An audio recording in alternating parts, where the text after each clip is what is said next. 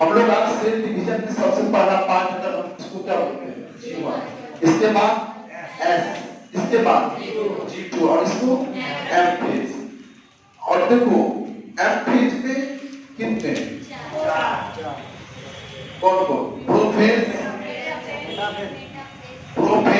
और क्या मेटाफेज और क्या एनाफेज और क्या किलोफेज। बताओ यहां से जो जितना है यहां तक G1, S और G2 को हम लोग इंटरफेज बोलते हैं। क्या बोलते हैं? इंटरफेज। मतलब G1, S और G2 को क्या बोलते हैं? इंटरफेज। और इस फेज को क्या बोलते हैं? M phase. क्या बोलते हैं?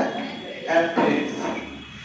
देखो अगर इंटरफेज में सबसे लार्जेस्ट पूछा जाए, क्या पूछा जाए कि अगर सबसे लार्जेस्ट फेज इंटरफेज में कौन होगा तो क्या हो जाएगा? Largest phase. क्या होता है? Largest phase. लार्जेस्ट फेज कौन होता है? G1 phase. इसके बाद S, इसके बाद G2 और इस फेज को क्या बोलते हैं? M phase. तो सबसे शॉर्टेस्ट फेज कौन होगा? M phase. समझ में आ गया? तो अगर हम सेल साइकिल की सीक्वेंस की बात करेंगे तो क्या लिखेंगे? G1, इसके बाद S, इसके बाद इसके बाद M फेज। इतना क्लियर? अब देखो यहां एक छोटा होता है, यहां एक मान लो एक छोटा सा मान लेते हैं, ठीक है, जिसको हम लोग बोलते हैं G0 फेज। क्या बोलते हैं? G0 phase. तो सबसे अगर इंटरफेज में लार्जेस्ट फेज पूछा जाए तो G1, इसके बाद S, इसके बाद G2, इसके बाद M फेज। तो हम लोग ने पहले क्लास में बात किए थे कि G1 फेज को हम लोग प्री पेमेंट मतलब सबसे एनर्जी फेज बोलते हैं। क्या बोलते हैं? Energy phase. इसको क्या बोलते हैं? Energy phase. क्योंकि तो डीएनए के डुप्लीकेशन के लिए, किस चीज के लिए? डीएनए के डुप्लीकेशन के लिए जो रॉ मटेरियल चाहिए, डीएनए के डुप्लीकेशन के लिए जो रॉ मटेरियल चाहिए, डीएनए के डुप्लीकेशन के लिए क्या क्या चाहिए? Raw material. पहला एटीपी चाहिए। क्या चाहिए? इसके बाद क्या? न्यूक्लियोटाइड। क्योंकि डीएनए पॉलीमर होता है किस चीज का? न्यूक्लियोटाइड का। विदाउट न्यूक्लियोटाइड्स डीएनए डुप्लीकेशन नहीं करेगा। तो सबसे पहले क्या क्या चाहिए? एटीपी, इसके बाद न्यूक्लियोटाइड, उसके बाद एंजाइम। मान लो यहां एंजाइम बनेगा कौन कौन? आरएनए पॉलीमरेज और क्या? DNA polymerase. तो आरएनए पॉलीमरेज और डीएनए पॉलीमरेज चाहिए डीएनए डुप्लीकेशन के लिए। क्या चाहिए? आरएनए पॉलीमरेज और डीएनए पॉलीमरेज चाहिए डीएनए डुप्लीकेशन के लिए। तो किस फेज में बन रहा है? G1 फेज में। और प्रोटीन क्या क्या चाहिए? प्रोटीन, एमिनो एसिड और आरएनए सब किस फेज में बनता है? G1 फेज में। लेकिन एक कंट्राडिक्शन की बात आ जा रहा है जहां तक क्वेश्चन का एनालिसिस किया है कि अगर जब कभी भी हिस्टोन प्रोटीन के फॉर्मेशन की बात आता है, हिस्टोन प्रोटीन की फॉर्मेशन की बात आ जाए, हिस्टोन प्रोटीन तो तुम प्रेफर करना G1, इसके बाद S। बात समझ लो। अगर तुमने बहुत सारे क्वेश्चन की एनालिसिस किया होगा तो तुम देखा होगा कि मेरा कुछ कंसेप्ट ड्रॉ किया होगा, आंसर तुम्हारा रॉन्ग गया होगा। लेकिन नहीं, देखो प्रोटीन का जितने भी अमाइनो एसिड और प्रोटीन का जो सिंथेसिस होता है हमेशा G1 फेज में होता है। कि क्या कौन सा फेज? G1 फेज में। तो हिस्टोन का बेसिक कंपोनेंट कौन कौन है? बताओ हिस्टोन का बेसिक कंपोनेंट। मान लो हिस्टोन क्या है? हिस्टोन, ये हिस्टोन बना होता है लाइसिन से, इससे और क्या? अर्जिनिन से। हिस्टोन कैसा प्रोटीन है? Basic protein. अब पूछा जाए कि बेसिक क्यों है तो लाइसिन और अर्जिनिन देता है। तो देखो प्रोटीन बनता कहां है? G1 फेज में। तो हिसाब से हिस्टोन का फॉर्मेशन तो इस फेज में होता है, हिस्टोन का फॉर्मेशन S फेज में। लेकिन प्रोटीन का फॉर्मेशन कौन फेज? G1 फेज में। तो बताओ हिस्टोन प्रोटीन का फॉर्मेशन कौन फेज में होना चाहिए? G1 G1 फेज में, लेकिन ऑप्शन में तुमको नहीं मिलेगा। तो तुम यहाँ पर एक ऑर्डर फॉलो कर लेना, हिस्टोन प्रोटीन G1 ज्यादा मैक्सिमम। इसके बाद ऑप्शन में ये नहीं रहे तो तुम क्या करना, तो लिखो कहीं नोट में स्टार्ट क्वेश्चन बनाओगे तो मिला होगा।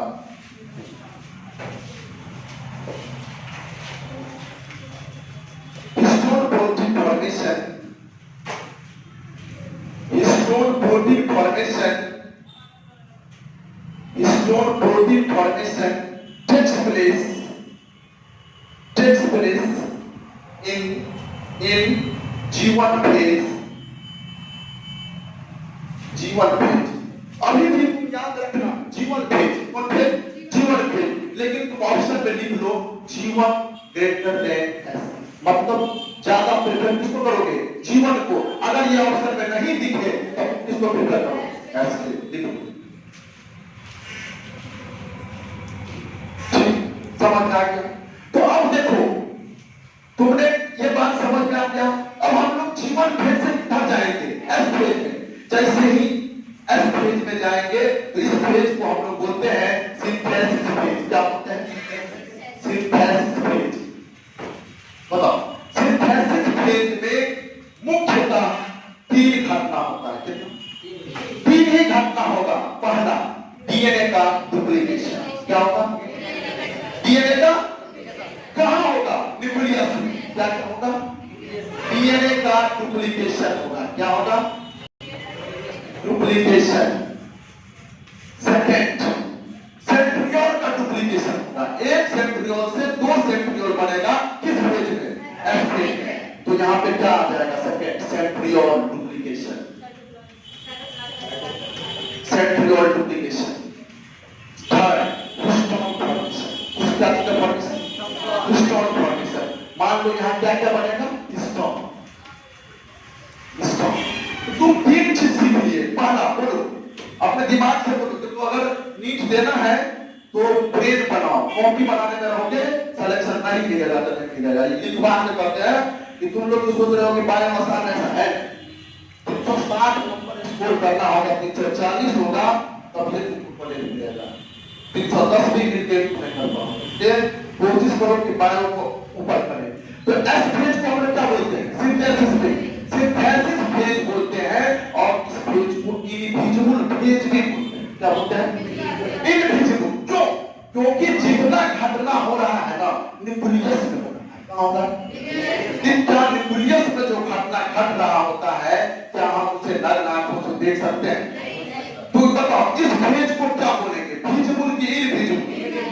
तो बताओ, एस फेज में डीएनए डुप्लीकेशन, सेकंड सेंट्रियोल का डुप्लीकेशन और थर्ड हिस्टोन फॉर्मेशन।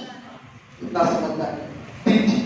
अब हम एस फेज से कहां चले आए? G2 फेज में। तो G2 फेज में जैसे ही प्रवेश करेगा कोई से तो स्पिंडल फाइबर का फॉर्मेशन होता है। कौन चीज?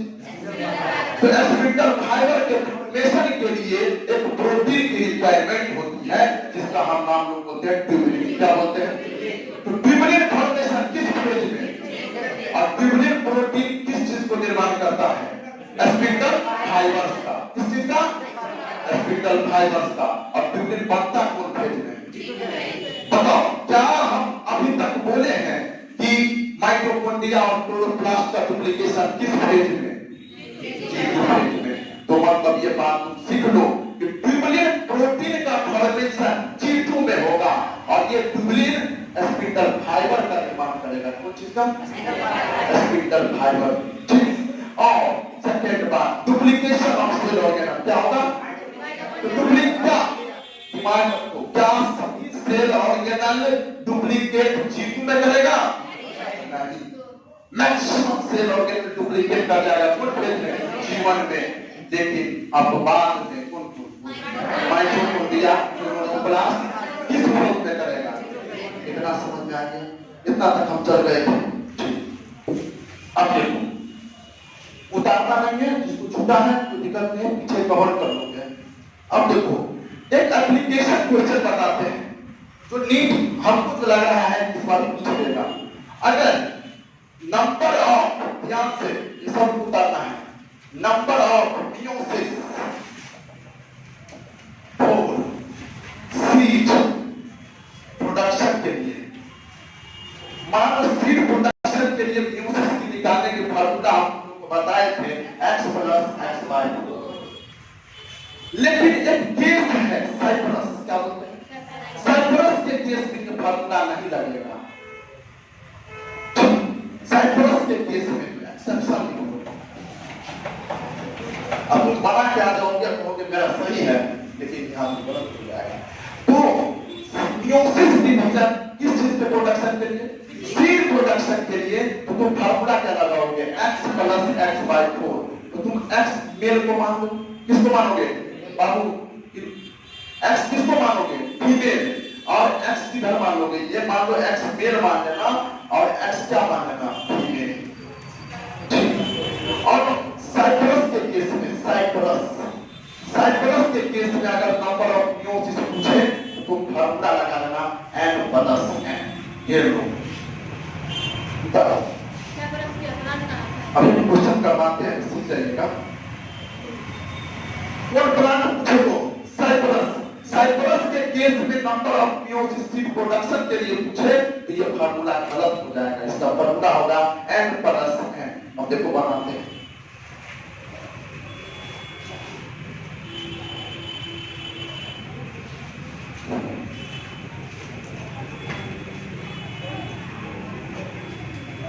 चलो क्वेश्चन लिखते हैं।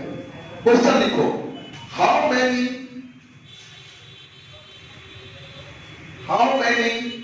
meiosis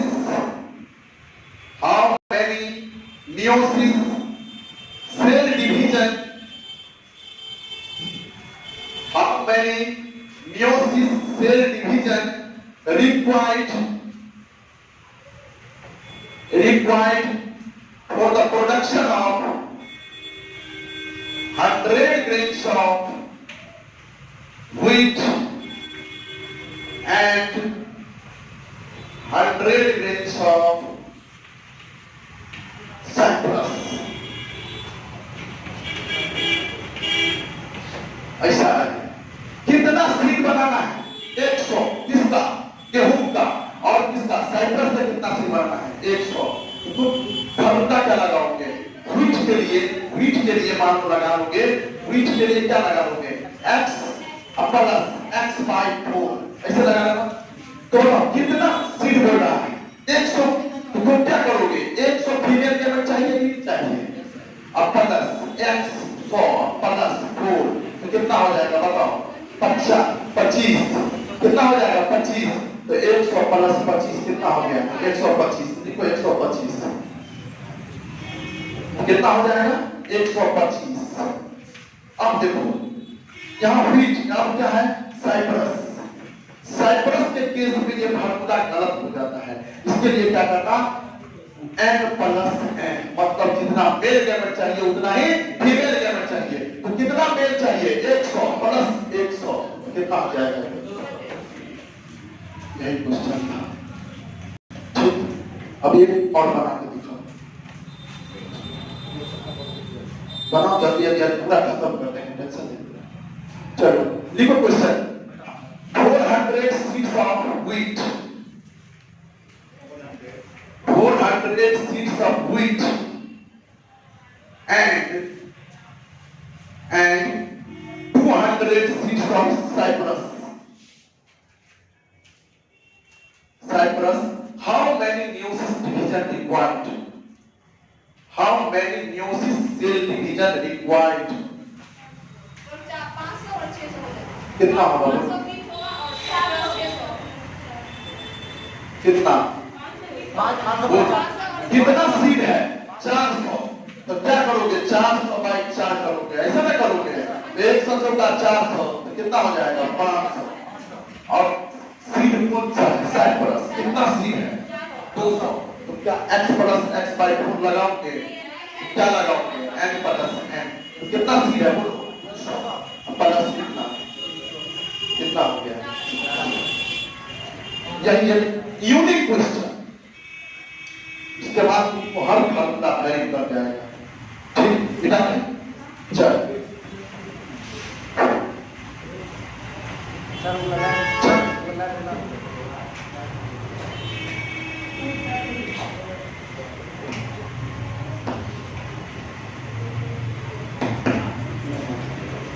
अब देखो, चल अगर अब हम लोग प्रवेश कर जाएंगे, सब अपना अपना हेडिंग बना लेना अच्छे से।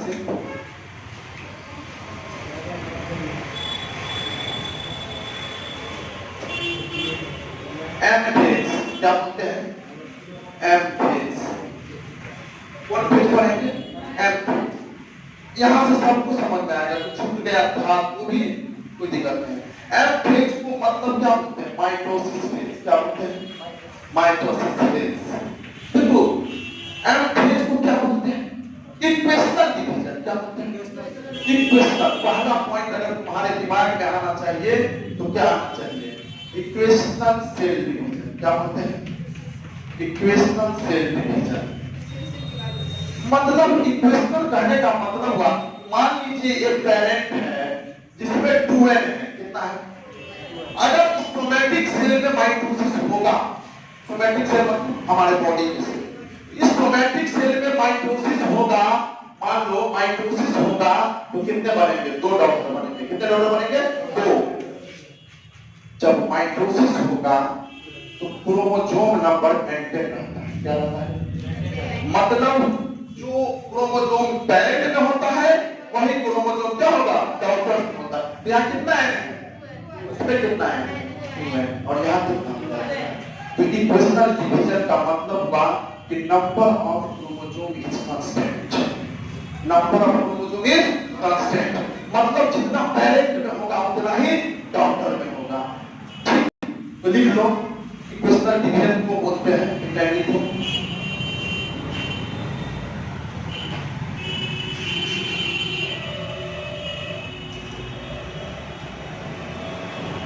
और याद रखना, जब भी हम बोलेंगे कि माइटोसिस हुआ है तो कितने product?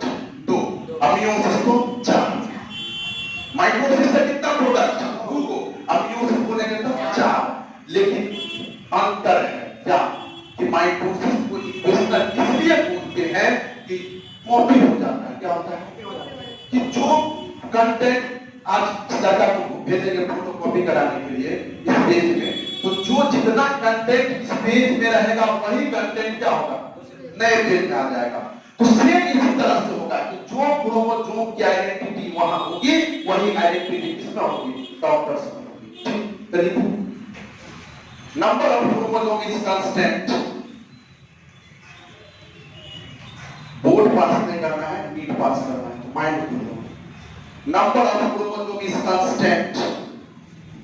Number of chromosome is constant in both parent as well as daughters. Number of chromosome is constant. Number of chromosome is constant in both parent as well as daughters. समझा? जितना chromosome parent में होगा उतना ही daughters में होगा। ऐसे type को division को क्या बोलते हैं? Equational cell. समझ आ गया? अब देखो, अब हम लोग तरीका से पढ़ेंगे अच्छे से।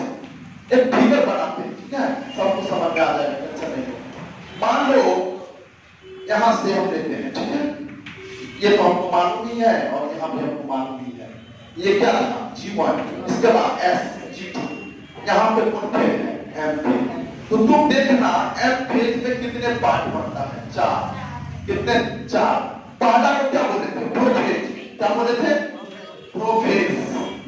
इसके बाद मेटाफेज, इसके बाद एनाफेज, इसके बाद टेलोफेज। तो लिखो, एक मिनट ध्यान दो। माइटोसिस के दौरान 2 इवेंट होता है। कितने इवेंट? 2 मेजर इवेंट अक्सर ड्यूरिंग माइटोसिस। पहला कैरियोकाइनेसिस। पहला कौन घटना होगा? कैरियोकाइनेसिस। क्या होगा? कैरियोकाइनेसिस। और सेकंड क्या होगा? साइटोकाइनेसिस। देखो, माइटोसिस के दौरान 2 घटना होता है। कौन? कैरियोकाइनेसिस। इसके बाद क्या? साइटोकाइनेसिस। तो सेल डिवीजन का एंड किससे होगा? कैरियोकाइनेसिस की साइटोकाइनेसिस। और इनिशिएशन ऑफ सेल डिवीजन। तो कैरियोकाइनेसिस में क्या होता है? 2 डुप्लीकेशन होता है। कौन चीज? न्यूक्लियस। कैरियो मतलब न्यूक्लियस, नेसिस मतलब डिवीजन। किसका डिवीजन? तो न्यूक्लियस का डुप्लीकेशन को क्या बोलते हैं? कैरियो। और साइटोप्लाज्म के डिस्ट्रीब्यूशन को क्या बोलते हैं? जैसे लिखो टू मेजर इवेंट, स्टार मार के लिखते चलो। Two major event occurs, to major event occurs during mitosis। पहला कौन चीज?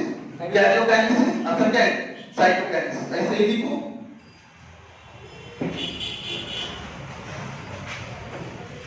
बताओ कैरियोकाइनेसिस में क्या होगा? डुप्लीकेशन होगा। क्या होगा? डुप्लीकेशन। किसका? न्यूक्लियस का। और साइटोकाइनेसिस में क्या होगा? डुप्लीकेशन ऑफ क्या होगा? बताओ। Duplication of cytoplasm.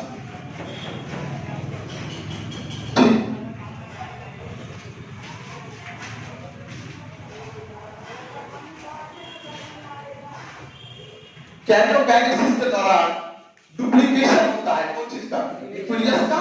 और साइटोकाइनेसिस के दौरान साइटोप्लाज्म का डिस्ट्रीब्यूशन होगा। ठीक। पहले कौन होगा? इसके बाद कितना समझ में आ गया?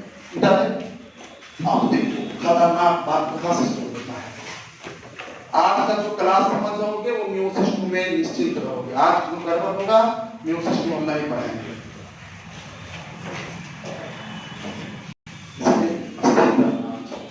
अब हम लोग कैरियोकाइनेसिस को 4 भाग में पढ़ेंगे। कौन कौन बोलो? प्रोफेज, इसके बाद मेटाफेज, इसके बाद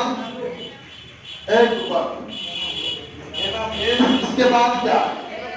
टेलोफेज। बताओ कैरियोकाइनेसिस का सबसे लॉन्गेस्ट फेज और शॉर्टेस्ट फेज कहां लिख लो? Longest phase. और यहां शॉर्टेस्ट फेज। उतार कर दिया जो तो कर दिया उतार कर कटा देना।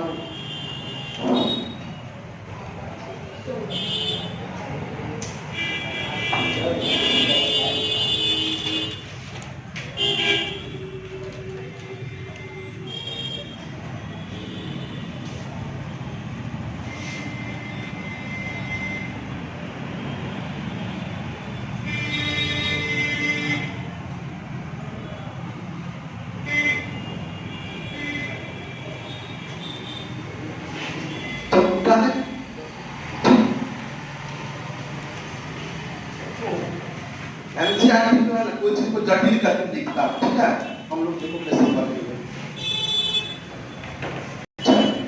अब हेडिंग बनाओ प्रोफेज।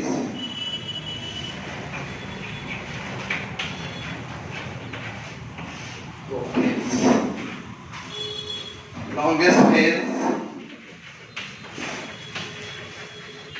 Of karyokinesis.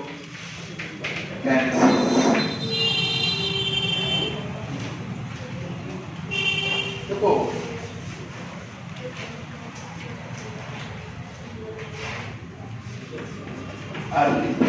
लिखना है, समझने का ध्यान सब लिख पाते हैं।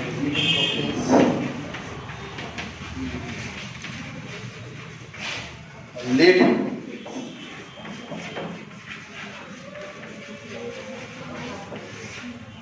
मतलब पेज को कितने कैटेगरी में बांटते हैं? अर्ली प्रोफेज, यहाँ पे तुम्हारा भी कैटेगरी प्रोफेज के कितने भाग में बांट कर पढ़ेंगे? 3 में। अर्ली प्रोफेज, मिड प्रोफेज और लेट प्रोफेज हम करते हैं। मतलब इस प्रोफेज के दौरान जो घटना घटेगा उसके बारे में हम लोग जानेंगे। पहला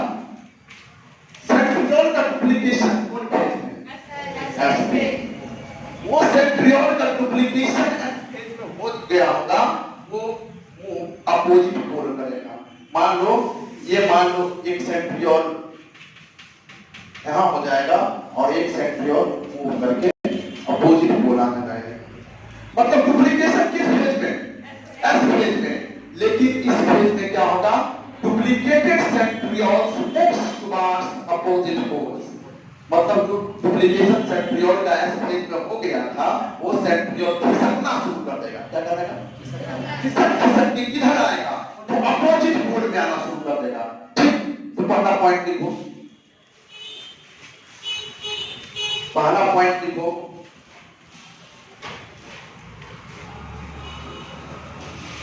duplicated centrioles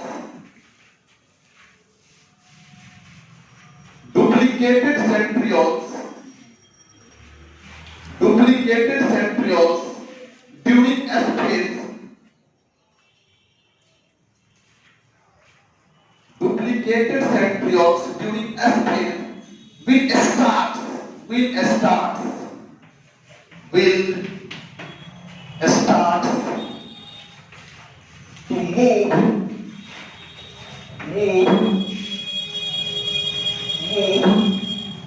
opposite pole। जो डुप्लीकेशन सेंट्रियोल का कोई फेज में बात बोलो एस फेज में वो मूवमेंट करने लगेगा, मूविंग करने लगेगा किधर? अपोजिट पोल की तरफ। ठीक, सेंट्रियोल किस चीज का निर्माण करता है? Astral rays. किस फॉर्मेशन करेगा? सेंट्रियोल किसका फॉर्मेशन करेगा? एस्ट्रल रेज का फॉर्मेशन करेगा। ठीक, थर्ड बात, पूरा कंसेप्चुअल चैप्टर है, खाली ध्यान याद हो जाएगा। सेंट्रियोल किसका निर्माण करेगा? Astral rays. मतलब सेंट्रियोल से रेडिएशन, फाइबर का रेडिएशन होता है, उसी फाइबर को क्या बोलते हैं? Astral rays. समझ में आ गया? अब देखो होता क्या है कि न्यूक्लियर मेम्ब्रेन गायब होने लगेगा। क्या करेगा? न्यूक्लियर मेम्ब्रेन क्या होगा? डिसइंटीग्रेट कर जाएगा। क्या करेगा? मान लो ध्यान दो, ये प्लाज्मा मेम्ब्रेन है और ये क्या है? ये फिंगर मेम्ब्रेन।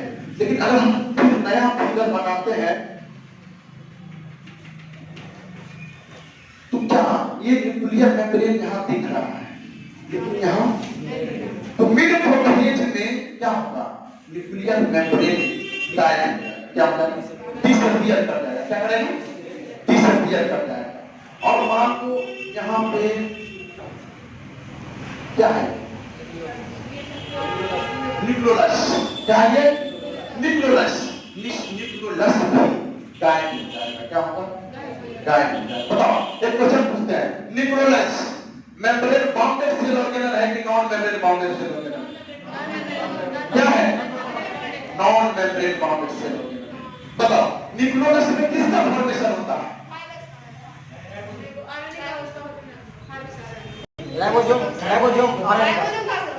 राइबोसोमल आरएनए का जो है फॉर्मेशन होता है। कहां? Nucleolus.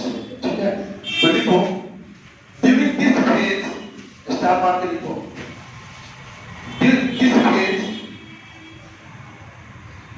during this phase nuclear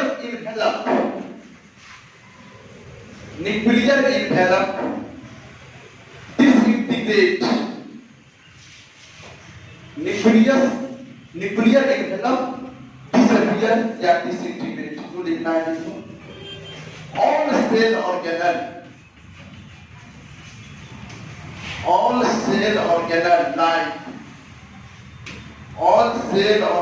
like mitochondria, लिखो all cell organelle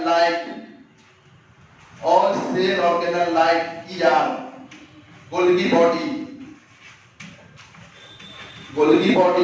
और क्या? न्यूक्लियोलस, ये सभी क्या हो जाएंगे? डिसअपियर।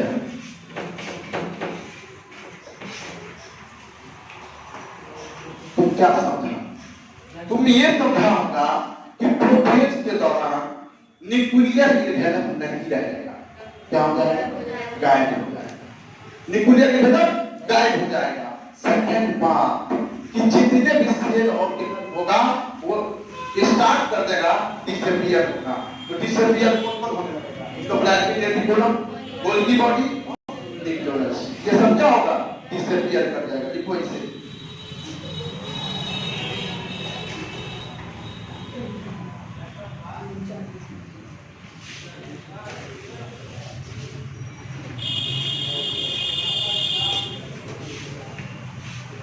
डिसअपियर कर जाएगा।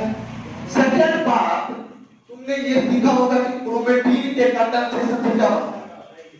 क्रोमेटिन के कंडेंसेशन से क्या बनता है? क्रोमोसोम।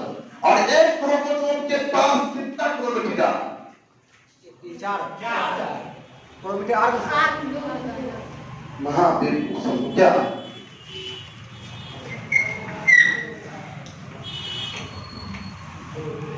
ये क्या है? क्रोमोसोम है। तो इसको हम क्या बोलते हैं? Chromatid arms. और इसको क्या बोलते हैं? इसको सेंट्रोमियर। और इसके सराउंडिंग में क्या होता है? काइनेटोकोर। क्या होता है? काइनेटोकोर।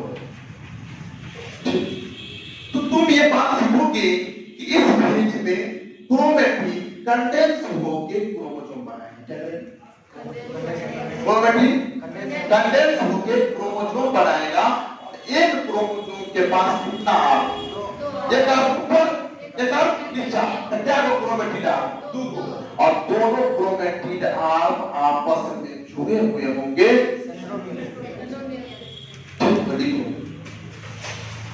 क्रोमेटिन स्टार मार्केट को घर पे आज पढ़ना बढ़िया से। Chromatin condense, chromatin contains to form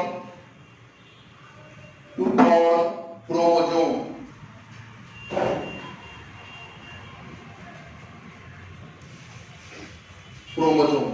Each chromosome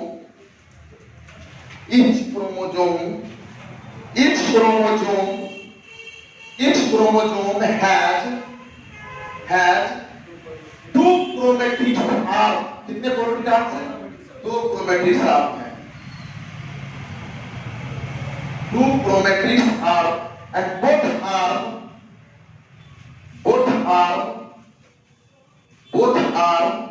held together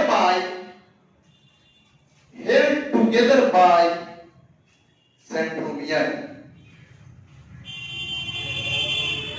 बताओ एक क्रोमोसोम के पास कितने सेंट्रोमियर? कितने आर्म? समझ में आ रहा है ना? क्योंकि हम लोग क्वेश्चन आएगा ना, एक फिगर में बहुत सारे क्रोमोसोम के छिप जाने का।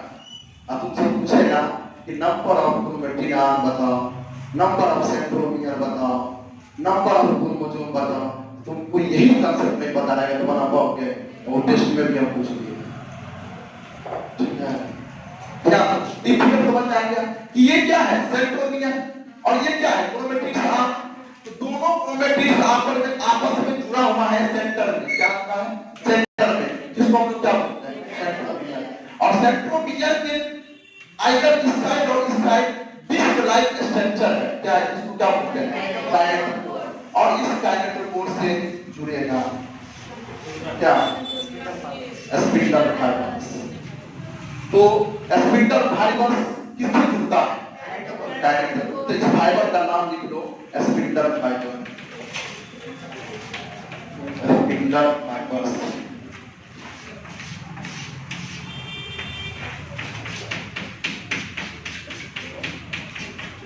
लिख लो, ये लिख देना स्पिंडल फाइबर से। और ये जुड़ा है कहाँ? काइनेटोकोर से आके। और 2 क्रोमेटिन आर्म किससे जुड़ा हुआ है? सेंट्रोमियर से। फिगर बनाओ अच्छा।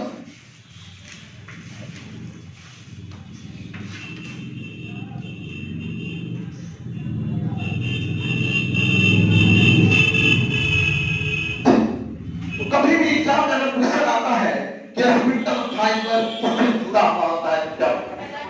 अरे कितना बार जीत पर BHU हर जगह पे 3 टाइम 4 टाइम रिपीट है कि स्पिंडल फाइबर से किससे जुड़ा हुआ क्या बोलते हैं एनेटोकोर से।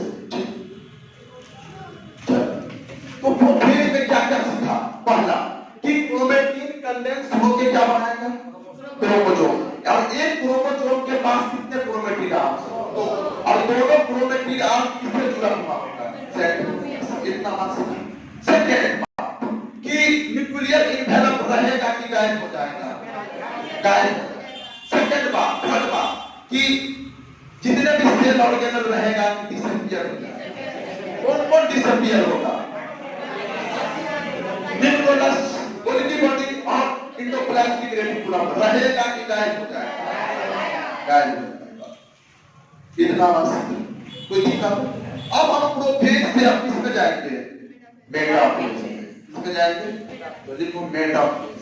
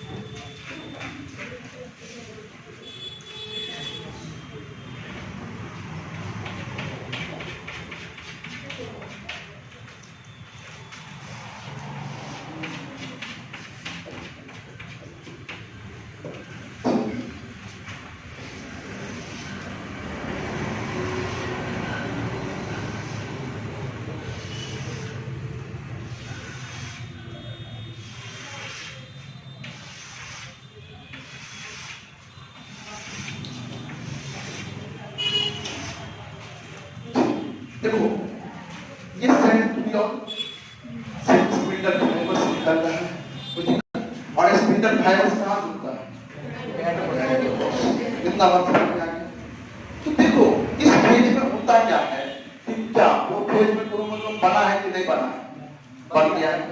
वो क्रोमोसोम धीरे धीरे धीरे धीरे अरेंज होने लगेगा। क्या होने लगेगा? तो इसको बोलते हैं मेटाप्लेजिक प्लेट। क्या बोलते हैं? मेटाप्लेजिक प्लेट। क्या होता है? प्लेट। इस प्लेट पे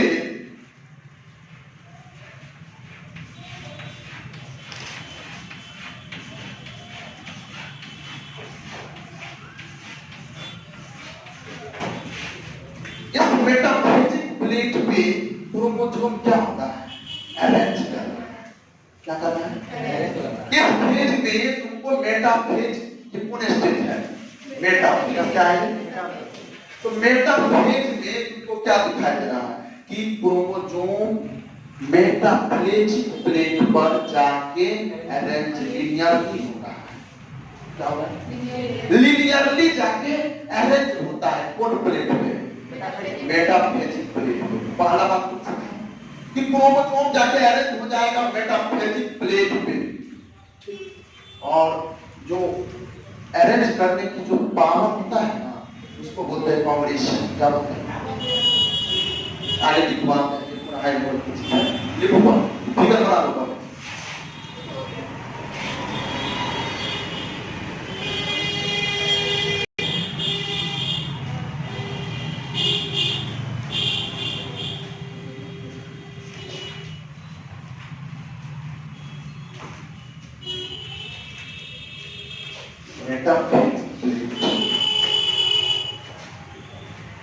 ऐसे ही फिगर पूछेगा बाबू, ऐसे फिगर दिया रहेगा, अब हमको पहचानना होगा कि प्लेट या प्लेट मेटाफेजिक प्लेट पर देखना क्रोमोसोम का अरेंजमेंट लिनियरली दिखाई देना, तो सीधे फेज मारना मेटाफेज। तो मेटाफेज लिखो, स्टार मार के लिखो।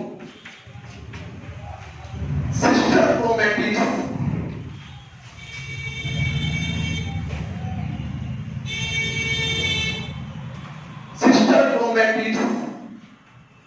sister chromatid dead cells sister chromatid dead cells arranged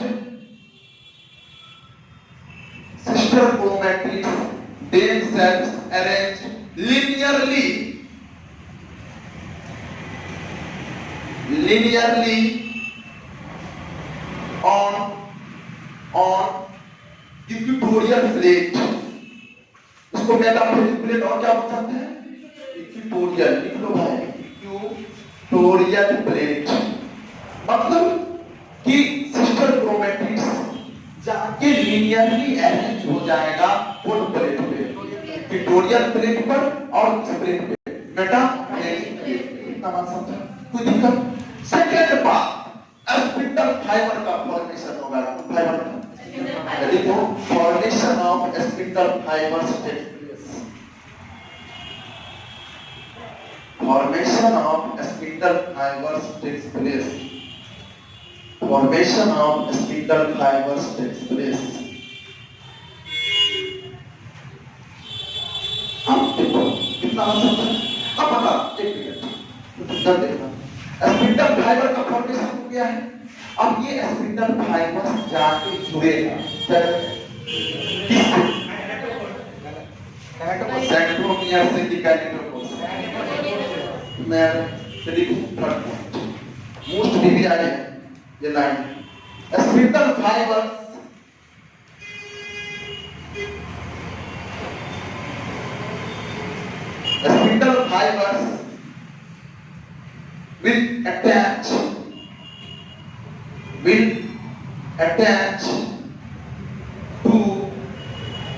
will attach to kinetochores of chromosome. Kinetochores of the chromosome. अब बताओ, तुमको अब अभी बताए थे कि मान लो ये क्रोमोसोम है, इसको क्या बोले थे? सेंट्रोमियर। और सेंट्रोमियर क्या है? इस साइड क्या था? काइनेटोकोर। और इस काइनेटोकोर से कौन जुड़ा है? तो बताओ, स्पिंडल फाइबर्स काइनेटोकोर से जुड़ता है प्रोफेज में कि मेटाफेज में? बात समझा? सेकंड बात कि क्रोमोसोम अरेंज करेगा। क्या करेगा? अपने आप जाके अरेंज हो रहा है। किस प्लेट पे? इक्वेटोरियल प्लेट या मेटाफेजिक प्लेट। कितना बात समझ में आया? कोई दिक्कत? आगे बढ़ते हैं। फिगर बनानी तो अब लिखो। हाँ एक मिनट, लेकिन ये बात समझ लो कि अगर तुम क्रोमोसोम की मॉर्फोलॉजी स्टडी करना चाहते हो, कोई चीज का तो मॉर्फोलॉजी का स्टडी इसी में होता है। ये नोट करके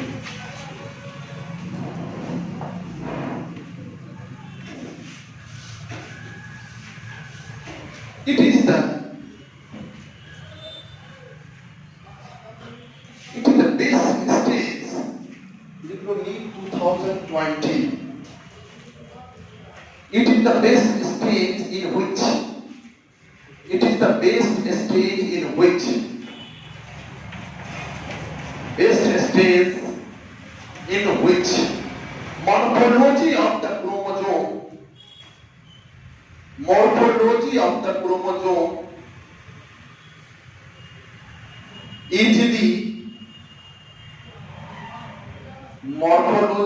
chromosome easily studied.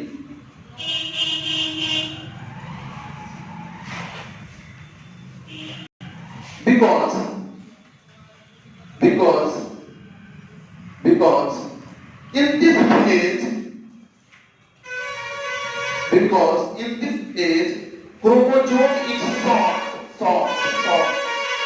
Chromosome is short and highly condensed.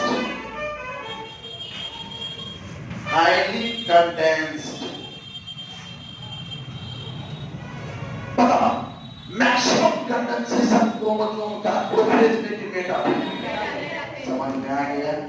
और उन लाइक मतलब उन जातियों को मार्केट में खरीदना तो उनको छू के देखना तो कंडेंस हाईली रहता है कि लूजली रहता है? वो लूजली अरेंज उन लाइक को बोलते हैं स्पिरिम स्टेज। क्या बोलते हैं? स्पिरिम स्टेज। तो कौन को बोलते हैं? प्रोफेज का दूसरा नाम एस्पायरिंग स्टेज। क्या बोलते हैं? क्योंकि ये दिखने में फूल के तरह रहता है, फूल के फूला के तरह रहता है, इसीलिए इसको प्रोफेज। ठीक है? तो नेक्स्ट क्रोमोसोम का अध्ययन मेटाफेज में। मॉर्फोलॉजी क्रोमोसोम का कहां स्टडी करोगे?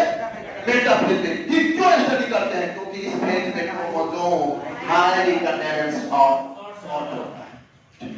सबसे छोटा होगा, कंडेंसेशन ज्यादा होगा। कौन फेज में? चल अगला हेडिंग बना एनाफेज।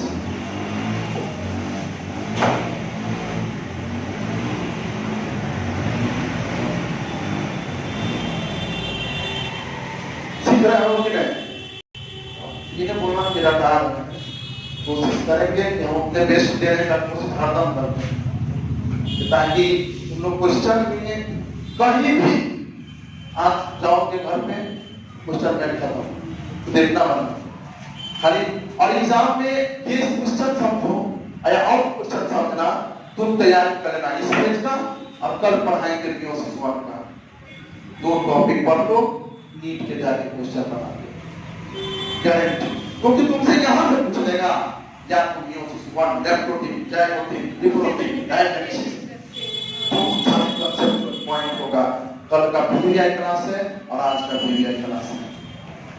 और वो खाली हम इतना नहीं चाहते। अब चलो, अब देखो, बताओ, अभी हमने ये फिगर बनाए थे तो मेटाफेजिक प्लेट पे जाके क्रोमोसोम क्या हुआ था? एरेंजमेंट इक्वेटोरियल प्लेट पे क्रोमोसोम अरेंज हुआ था। कौन प्लेट?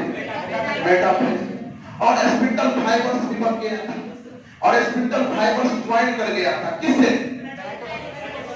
क्रोमोसोम के कैरेक्टर्स। इतना समझ आ गया? कोई दिक्कत?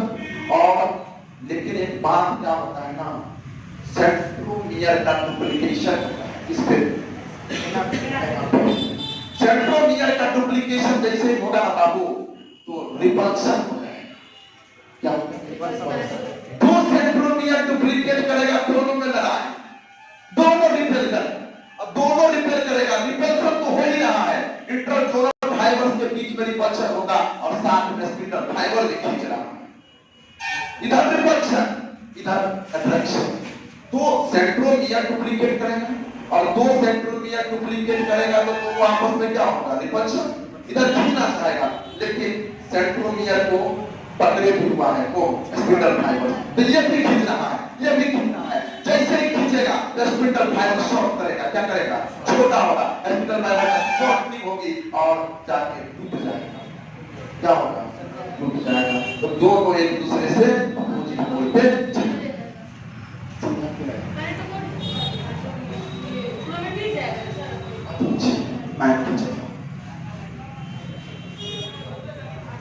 ये क्या है? सेंट्रोमियर, ये क्रोमेटिन आर्म्स, बोला डायरेक्शन डिसाइड कौन करता है?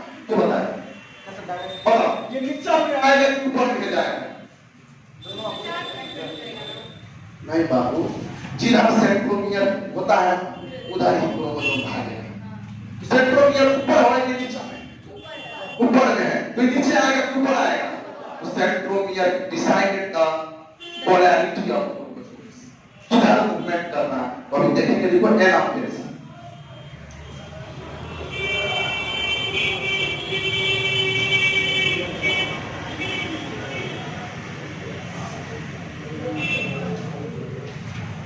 मजा वाला बात है। देखो ये चीज तुमको शॉर्टनिंग फाइबर है, हमारे कोई किताब में पढ़ा, हायर लेवल पे पढ़ोगे, मेडिकल करोगे, जान जाओगे।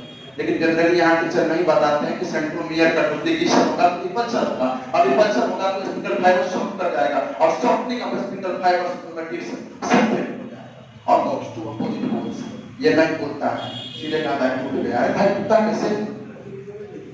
मान लो जब तक अट्रैक्शन और रिपल्शन नहीं हुआ है तो टूट कैसे गया?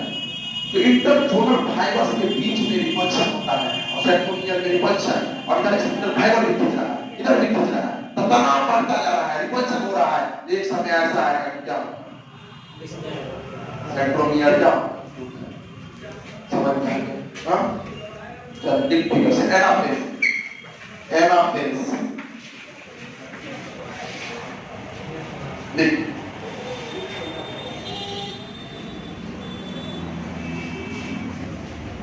देखो it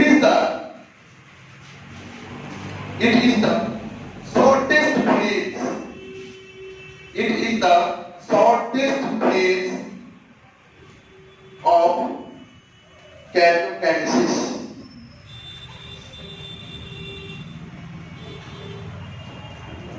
Karyokinesis. Point 2. Duplication of centromere. Duplication of centromere. Third point. Shortening of spindle fibers. ये बात याद रखना दोस्तों, एग्जाम में पूछा गया, इस तरह का क्वेश्चन नहीं आएगा, यही पूछ देगा कि बताओ एना फेज में स्पिंडल फाइबर्स का लेंथ इंक्रीज करेगा कि शॉर्ट करेगा? सीधे दिमाग में कुछ नहीं रखना कि सेंट्रोमियर का डुप्लीकेशन एना फेज, जैसे ही सेंट्रोमियर का डुप्लीकेशन होगा रिपल्शन होगा, तो सेंट्रोमियर में क्या होगा? रिपल्शन होगा, और रिपल्शन होगा तो इधर बढ़ेगा और इधर स्पिंडल फाइबर्स क्या होगा? शॉर्ट करेगा, और शॉर्ट करने से तनाव आएगा, और तनाव आएगा तो क्या होगा? तो देखो क्या लिखे? Shortening of the spindle fibers, due to which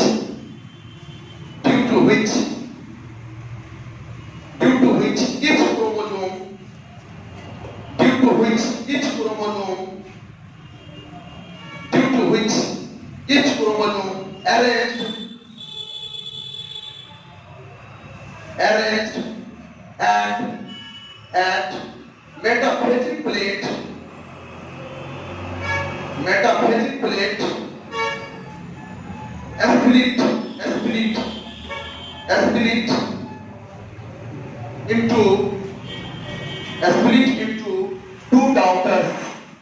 split into two daughters.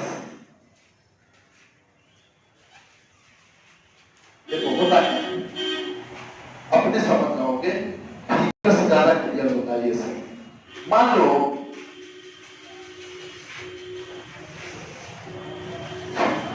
तो ड्राइंग नहीं आता है, लेकिन फिर भी हम कोशिश करते हैं, ठीक है?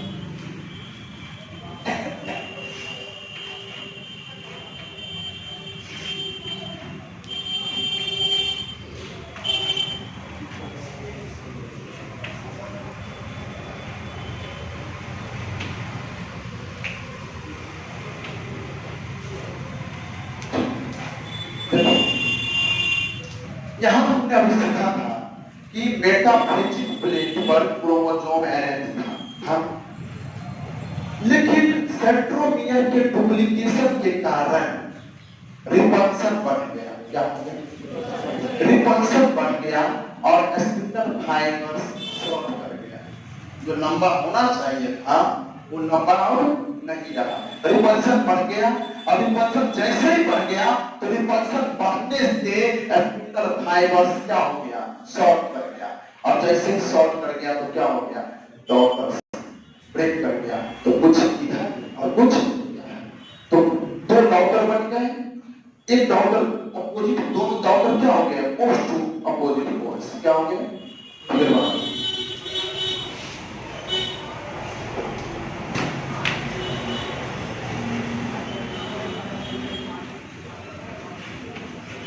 बना ऐसे बना तो फूल था।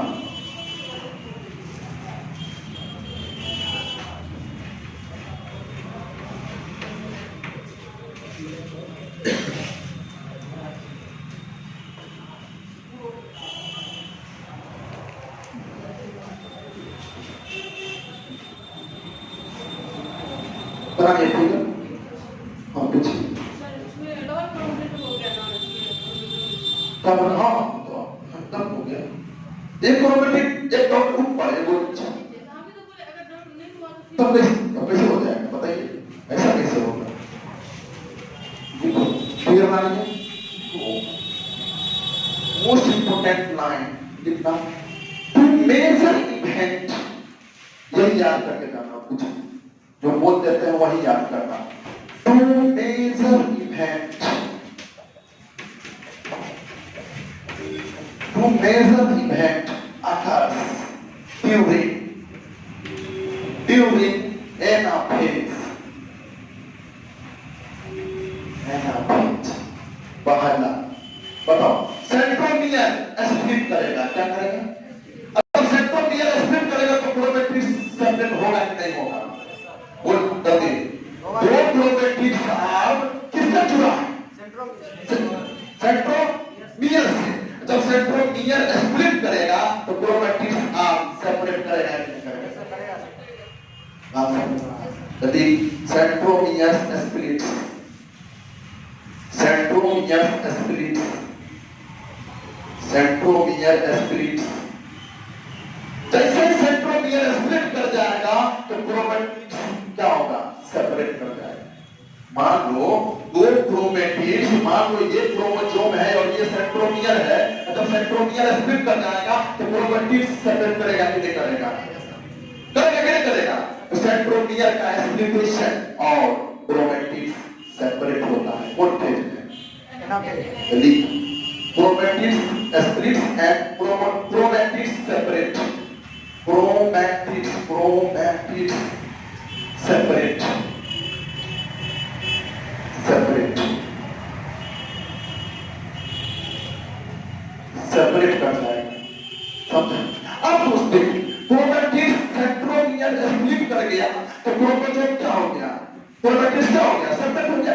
लेकिन दोनों क्या मॉर्फोलॉजी को स्टेज, क्रोमोसोम की मॉर्फोलॉजी की अध्ययन करना चाहते हो तो कौन खेले?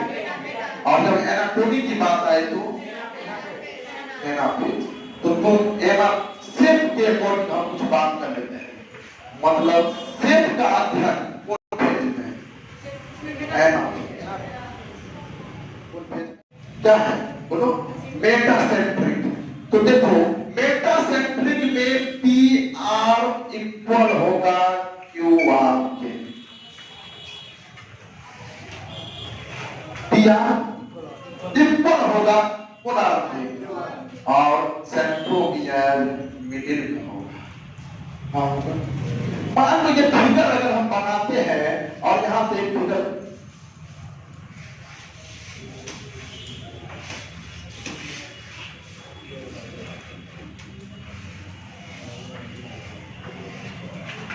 मेटासेंट्रिक क्रोमोसोम में सेंट्रोमियर का पोजीशन कहां होता है? मिडिल में, बीच में। तो दोनों आर क्या होगा? इक्वल होगा। क्या होगा?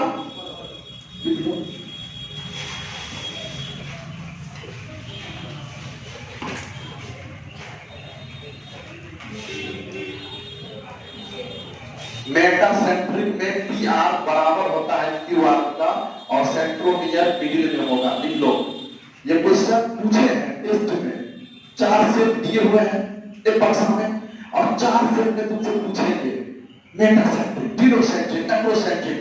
तुमको पता होना चाहिए कि सेंट्रोमियर जब मिडिल में हो और तुमको आर इक्वल हो तो कौन हो? और इसका सेट पूछ दे तो कौन से? तो सेंट्रोमियर कहां होगा? मिडिल में, मिडिल में होगा। अब लिखो सब मेटासेंट्रिक, सब मेटासेंट्रिक उतारे होंगे ना? उतार दिया ना? सब मेटासेंट्रिक, सब, तुम खुद बोलना, तुम खुद अपने सीखने की कोशिश करो, कुछ नहीं बोलेंगे। सब मेटासेंट्रिक, तो बताओ